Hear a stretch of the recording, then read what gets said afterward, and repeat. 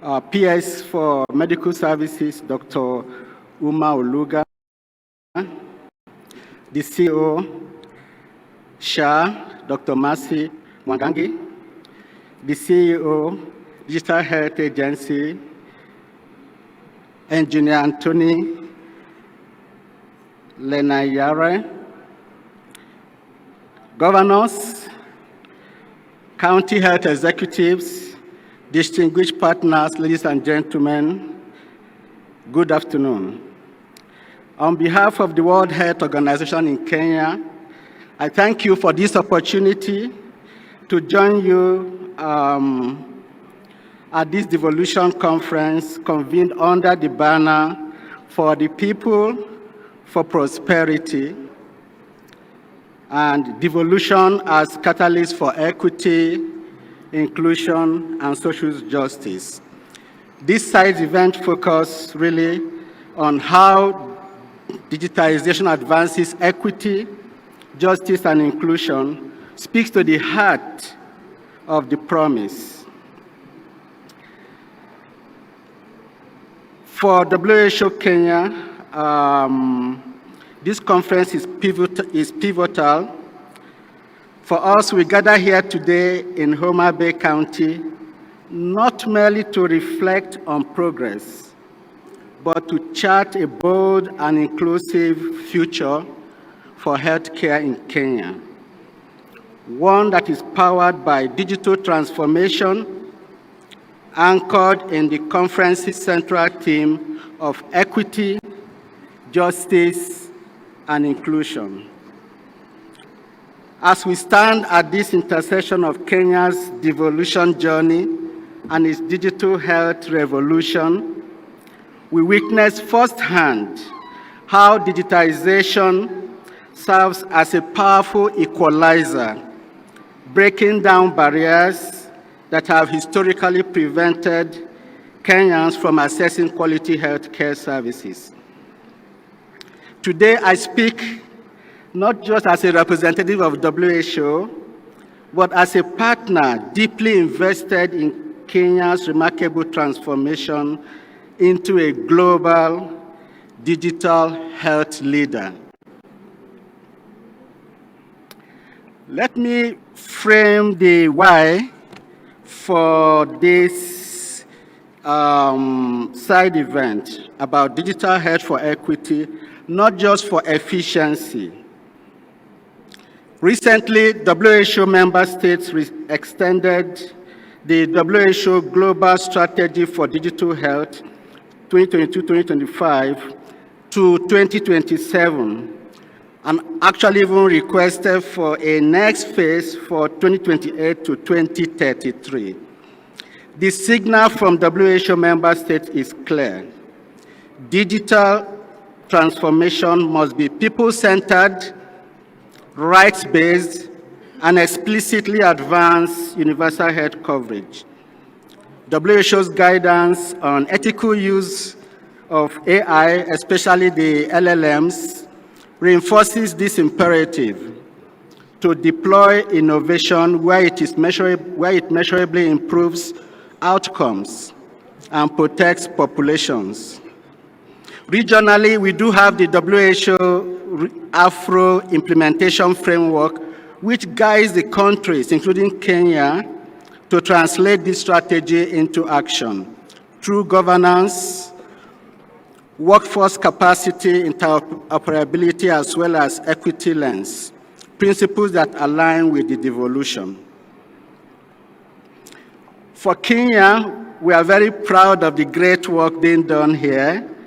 There is an enabling environment, very strong political leadership of this initiative, strong laws, and clear rules. Indeed, Kenya has built one of Africa's most legal foundations for digital health. The 4 pillars really matter for this conversation. One is the Digital Health Act, which establishes the Digital Health Agency and mandates a comprehensive integrated health information system. The second is the Digital Health Regulation, the legal notice number 76 of 2025. There is also the Social Health Insurance Act and the Primary Health Care Act, which links the financing and service delivery, so digital tools translate into entitlements as well as access. Finally, there is also the Data Protection Act. This clarity that these legal frameworks have provided is timely and welcome. As has also been noted, we look forward to the launch of 3 strategic documents by the Cabinet Secretary, the Digital Health Agency, Digital Health Authority Strategic Plan, the Digital Health Solution Certification Framework, as well as the Digital Health Authority Standards and Guidelines. For us, these are not just policies, they are instruments for transformation.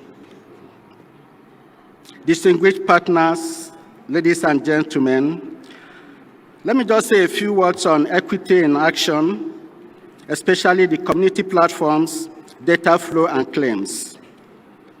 As has been shown, the Kenya's 108,000 plus community health promoters brings service closer to households.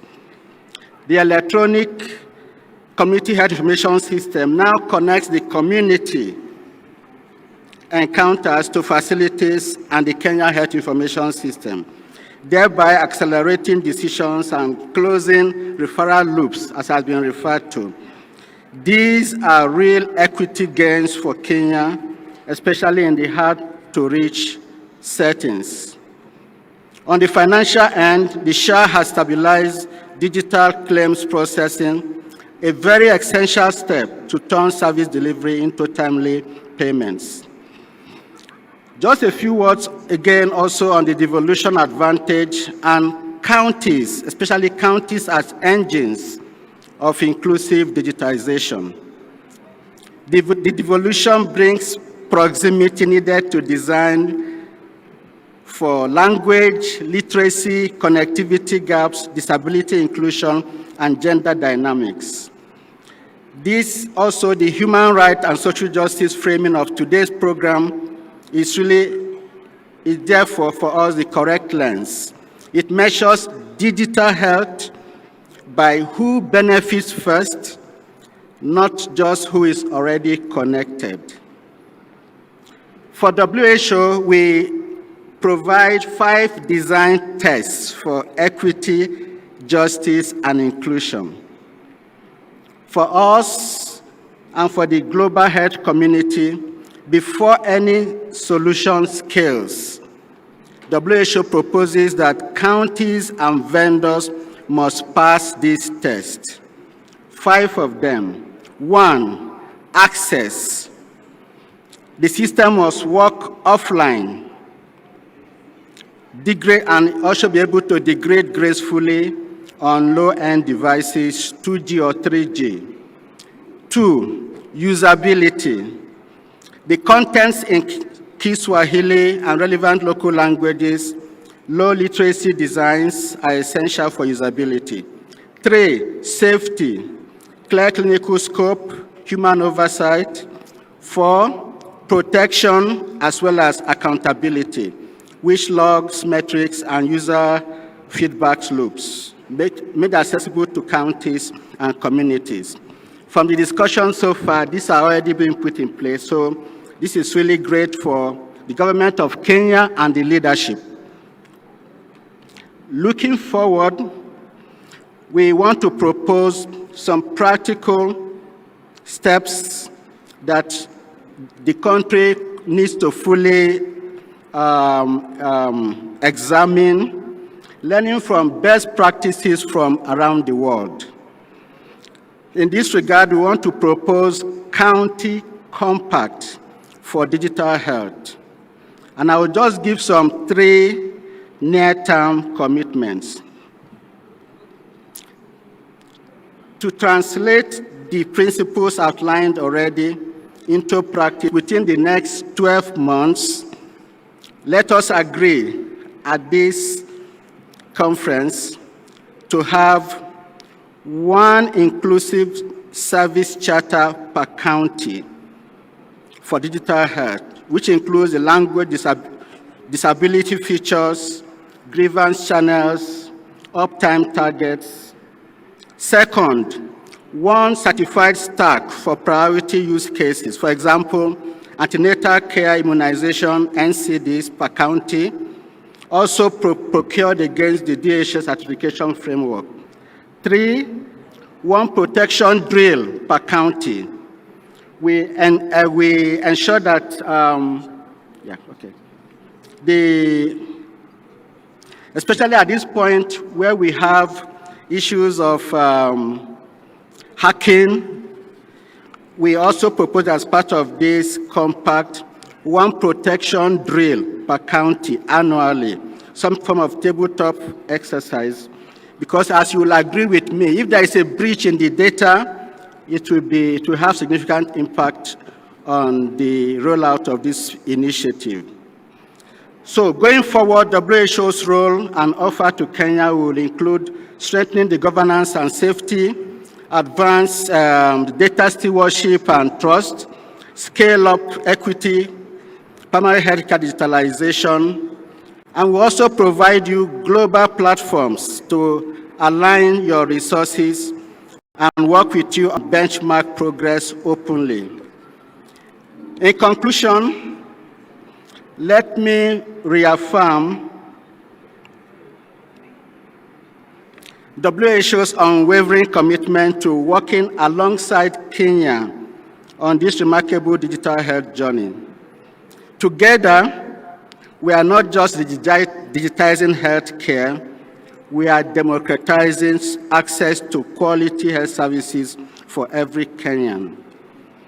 The future we envision is one where a mother in Turkana can access the same quality of digital health services as one in Nairobi, where a community health promoter in Homa Bay has the same digital tools as specialists in Kenyatta National Hospital, where equity, justice, inclusion are not just aspirations, but actually everyday reality for Kenya's digital health ecosystem.